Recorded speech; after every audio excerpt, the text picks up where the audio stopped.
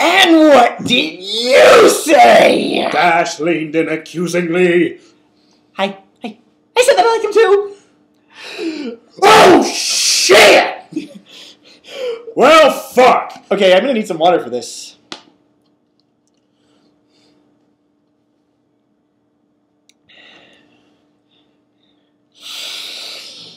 Oh no! Twilight! Suddenly chanted, her expression having evolved from shock to outright panic. This is not what we need! This is the last thing we need! Fluttershy, do you realize what this means? If you start crushing on yourself and vice versa, then the whole of reality itself could be doomed! Doom, doom, doom, doom, doom, doom, doom, doom. We're doomed! Doomed!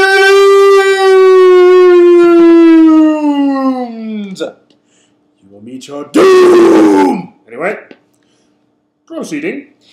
But Twilight! Peaky interjected. You said that if we met our other selves, we go poof, and Fluttershy sit here, and that she... And that her... she and her boy self should have gone poof!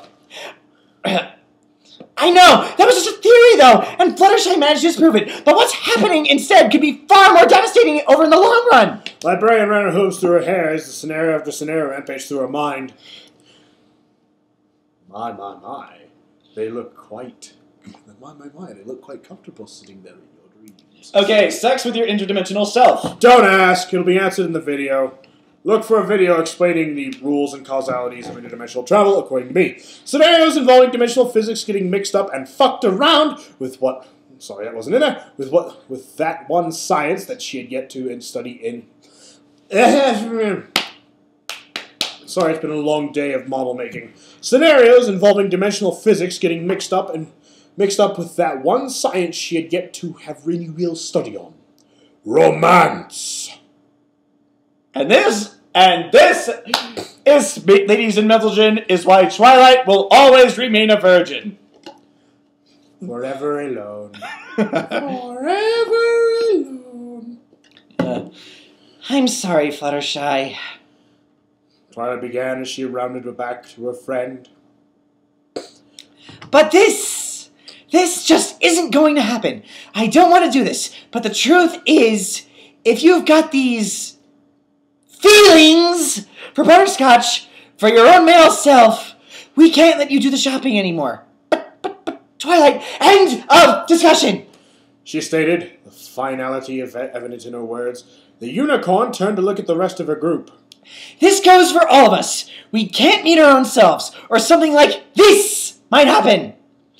Twilight, you can't be serious! Rarity stated, stepping forward. These are matters of the heart you speak of. You can't expect to simply lock Fluttershy up in here and deny her any kind of closure to the bond she's forged in herself. Just watch every Disney movie ever made ever to see why that's a bad idea. Yes, but Disney did not encourage fucking yourself. She got a look that told her that exactly what she had been planning on doing. This is not our world!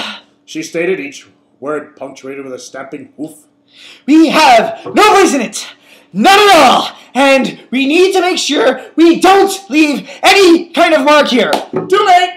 Yeah, you already did that the moment you landed here. Yep. You idiot. Yep. It's like, we've probably already caused who knows what untold damage when we enlisted the Crusaders, and now Fluttershy has a crush on her male alter ego. Do you see the panic I'm in right now, people? Do you see the kind of chaos that we got?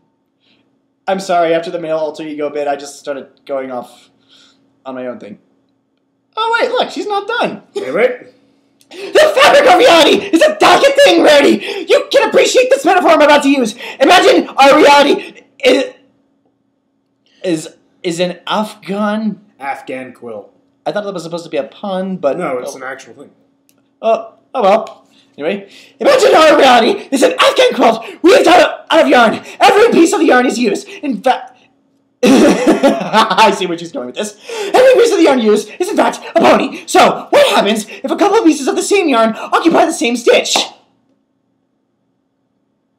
Your metaphor does not work. This will be explained. Yes. Continuing. The white one can already see where this is going. And an ugly quilt for certain. And if it stayed in there, yes, then things could happen. Bad things. We don't know what, but rest assured they would be bad. Very, very, very bad. There was silence all around. Out of it came a very timid voice. I'm sorry. Twilight looked towards the Pegasus, expression softening, if only for a second. No, I'm the one who's sorry, Fluttershy. The last thing I want to do is deny you something. But trust me, this is the way it has to be. She only got a single non-reply. Rarity moved first, taking Fluttershy aside while Applejack hefted the bag and dragged it towards their newly built pantry, the remaining 2 ponies assisting her.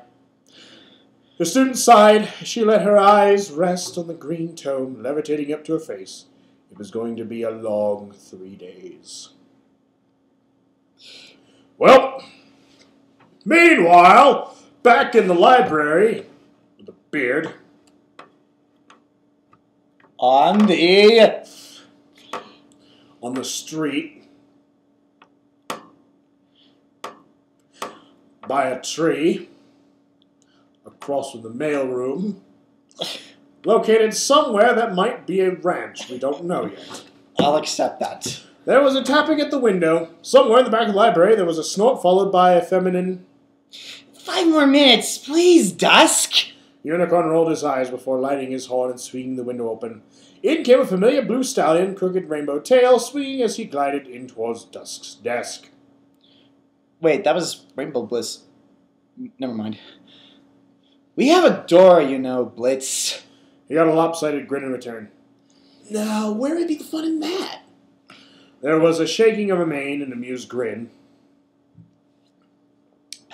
What brings you here today? We all know you're not the reading type. Oh man, I've got a juicy piece of news for you. It's about Butterscotch. The Pegasus was obviously in glee as he clopped his hooves together. Dusk, on the other hand, or hoof, was not amused. Oh gosh, something happened? Something about Butterscotch? Let me tell you something weird about Butterscotch. Apparently, either we've all gone crazy, or there's 2 of him lurking around Ponyville. This caught Blitz by surprise. 2 of him? What do you mean by that? The Lavender Equine collected his wits before starting from the beginning.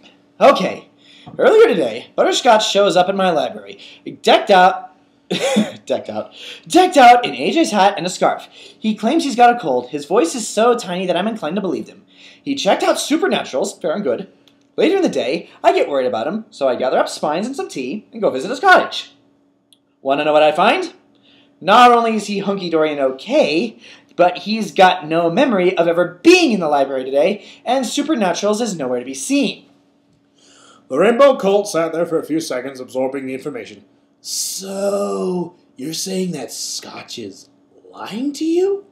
He wasn't lying, at least when we met him at his place. You and I both know him. The poor guy couldn't be... Nice. You and I both know him. The poor guy couldn't belt out a whopper under pressure even if he tried. That much is true, Blitz hummed as he crossed his forearms. I wonder if his girlfriend has anything to do with this. Mayor friend? It's like... Now it was Dusk's turn to blink. Mayor friend? What? Rainbow shook his head as the original purpose of his visit resurfaced in his mind. Oh yeah, that's what I came here to tell you! Butterscotch met the filly of his dreams today. Unicorn blinked awkwardly. That's great news, actually. Did you see her? Nope. She's already gone when I got there, but the fellow was positively dripping with puppy love. It was written all over his face. He snickered at the memory. Well, did he describe her to you?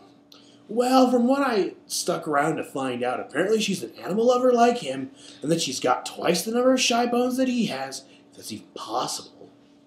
Somewhere in the back of Dusk's mind, a suspicion was growing larger with every word his friend spoke. Did he tell you what she looked like? Here, the blue colt took a sheepish expression. I can't remember if he did or not exactly. Oh, he did say that she was a Pegasus, too. There was a massaging of temples. And her name? Pony tilted his head back and racked his brain. Flutie, Flutie Toot, Shooty, Solaris. What was it? What was Fluttershy? Flutter! He suddenly sprang off hers. Fluttershy! Fluttershy! Yeah, that was it! Fluttershy! Fluttershy. The student rolled the name around on his tongue, his eyes unfocused in thought. Butterscotch, Fluttershy. Butterscotch, Fluttershy. His expression took on a gape of shock, scenarios running through his mind. Of course! It has to be! Now Rainbow Blitz was completely confused. Has to be what? What's going on here, Dusk? I'm not sure yet. Dusk replied, trotting towards his desk. But I have a feeling this isn't the end of it. Blitz, if you see any ponies that you don't recognize walking around Ponyville, come and tell me immediately. I need to start keeping a record. His horn glowed as a piece of parchment and a quill pen came to view.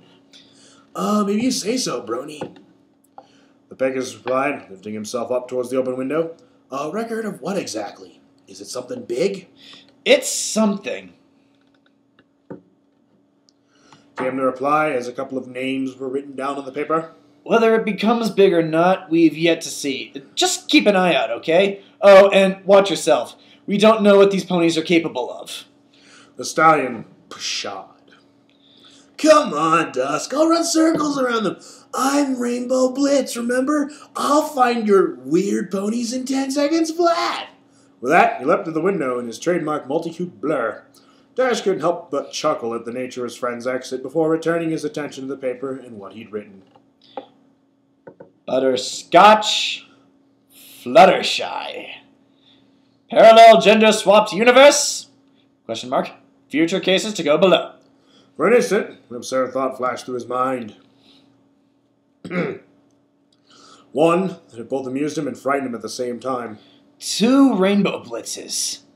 He chuckled out aloud to himself. I don't think Equestria would be able to survive that. To be continued. On the next, Cross and Arrow! Rainbow Dash held her breath as she heard the figure enter the bedroom. There were sounds of rummaging before another call came out.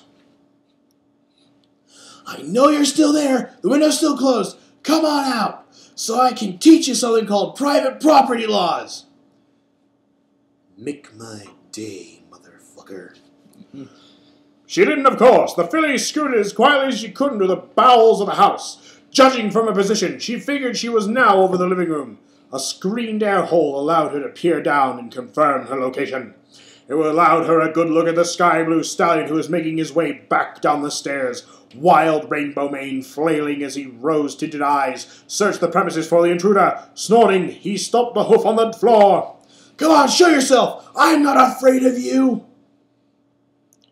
Now that she was actually seeing him for herself, she found her body reacting in a way she hadn't expected.